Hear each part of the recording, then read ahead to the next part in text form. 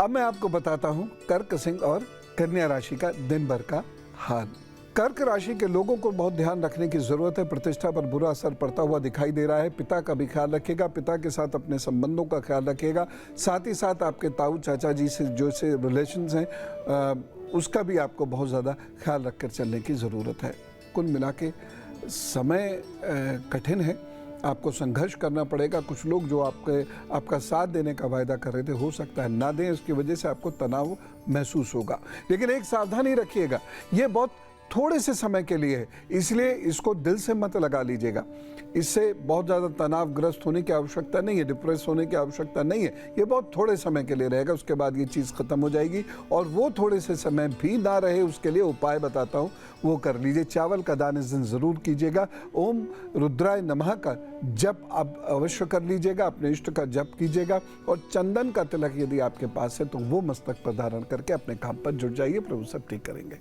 सिंह राशि की बात करता हूँ। स्वास्थ्य की दृष्टि से ये समय बहुत अच्छा नहीं है, इसलिए आप बहुत मेहनत करें, आगे बढ़ने की कोशिश करिएगा। बहन भाइयों का सहयोग लेकर काम करने से ही आपको लाभ होगा।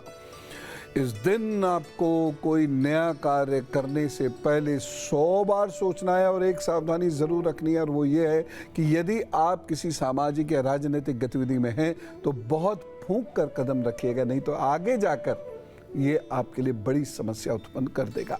उपाय क्या करना है? आटे का दान कर दीजिए और सूर्य को प्रणाम करते हुए 11 बार गायत्री का जप करके अपने काम पर जुट जाइए। कन्या राशि की बात करते हैं। भाग्य पक्ष इस दिन मजबूत है, सो तेजी से काम करिए, अच्छा रहेगा आपका। लेकिन इस दिन निर्णय गलत नहीं होना चाहिए, इस बात का ध्यान रखिएगा। और वो कैसे गलती कैसे ना हो, वो गलती तब नहीं होगी जब आप सोच समझ कर समस्त पूर्वाग्रहों से मुक्त होकर कोई निर्णय लेंगे। इस दिन किसी की निंदा करने से आपको बड़ा नुकसान हो सकता है, इसलिए किसी की निंदा बिल्कुल मत कीजिएगा।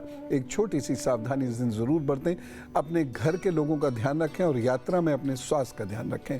उपाय क्या करना है इस दिन को बेहतर करने के लिए? आप 5 सब्जियों का दान ज़रूर कर दें। एक क्वेश्चन लेता हूँ। राजेश जी हमारे साथ हैं दिल्ली से। जी राम राम। हाँ, गुरुदेव प्रणाम जी जी। पुत्र का नाम है ऋषभ जी। 23 अप्रैल 1989 जी। रात्रि 12:56 पर। जी। 2020 में इसका विवाह किया था। जी। तो लड़की को एपिलेप्सी थी, तो वो अपने घर चली गई, तब से वो वहीं पे है। और उन्होंने हमारे ऊपर केस वेस कर दिए हैं झूठे कुछ। जी।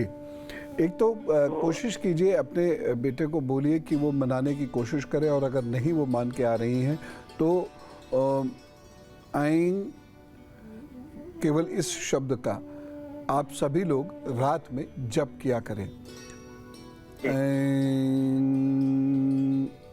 ये और बृहस्पतिवार के दिन बेसन या बेसन से बनी हुई चीज़ों का दान ज़रूर कर दिया करें। इसमें समय लगेगा, इन समस्याओं से पार होते होते 2023 का लगभग अक्टूबर आ जाएगा। उसके हो सकता है थोड़े और बाद तक ये समय रहे, लेकिन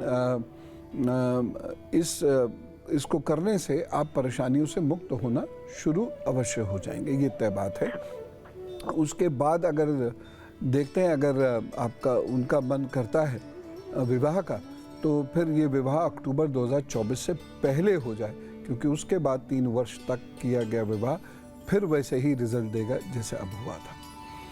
तो ये उपाय कराएं, वो जी ठीक करेंगे सर।